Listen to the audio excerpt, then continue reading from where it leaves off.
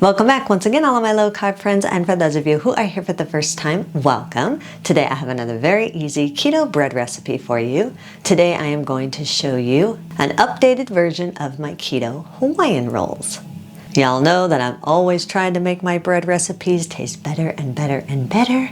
Even though my last Keto Hawaiian rolls were delicious, hopefully these ones will be even better. So if you want a printable version of this recipe, you can check out my website at janet'sdeliciouslowcarbkitchen.com. You can find a printable version of this recipe and other goodies there for you. And if you're new to the channel and you want to see lots of easy, delicious, low-carb keto recipes, make sure you click that subscribe button and click the notification bell that's right next to the subscribe button. That way you can be notified every time I put out new videos. And if you are a music lover, make sure you check out the link in the description to my other YouTube channel, Inspirational Songs with Janet. I've posted another new song there, so make sure you check that out and subscribe there also.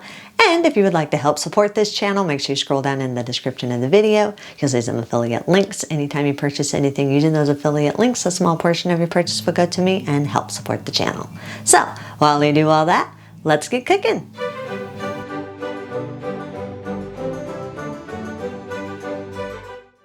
Preheat your oven to 375 degrees. Line a 9 by 5 inch loaf pan with some parchment paper and allow the paper to hang over the side so you can easily remove the rolls once they're done baking. Grind 5 grams or around 1 tablespoon of whole psyllium husk until it's about half of its volume, so by the time you get done grinding it, it should be around 1.5 teaspoons. Place the ground psyllium husk into a large mixing bowl.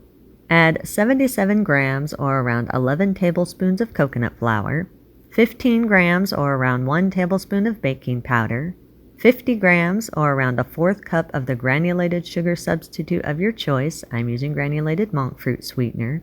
You can adjust this more or less depending on how sweet you want your rolls.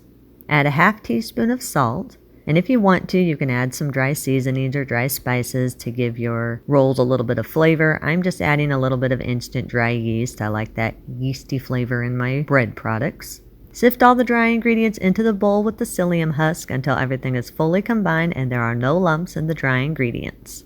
Add 3 large room temperature eggs, a 1/4 cup of butter that's been melted, 2 teaspoons of pineapple or apple extract. This again is optional. One of the things that makes Hawaiian rolls unique is a little bit of a pineapple type taste. You can also adjust it more or less depending on how dominant of a pineapple flavor you want in your rolls. Add 118 milliliters or around a 1/2 cup of hot water. Make sure this water is very hot. Doesn't necessarily have to be boiling, but you do want it very hot. The heat helps to soften the psyllium husk and helps it to activate so it can bind all your ingredients together.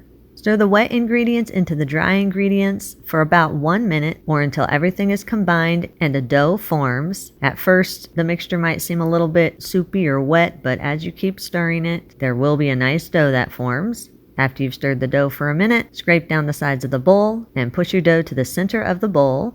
Knead the dough in the bowl for about 1 minute or until it's smooth and forms a ball. After you've kneaded the dough for 1 minute, then let it sit uncovered at room temperature for about 15 minutes so that it can absorb any extra moisture and the psyllium husk can start doing its binding magic. After 15 minutes, divide the dough into about 8 portions. It's roughly around a 1/4 cup for each portion. Roll each dough portion into a smooth ball.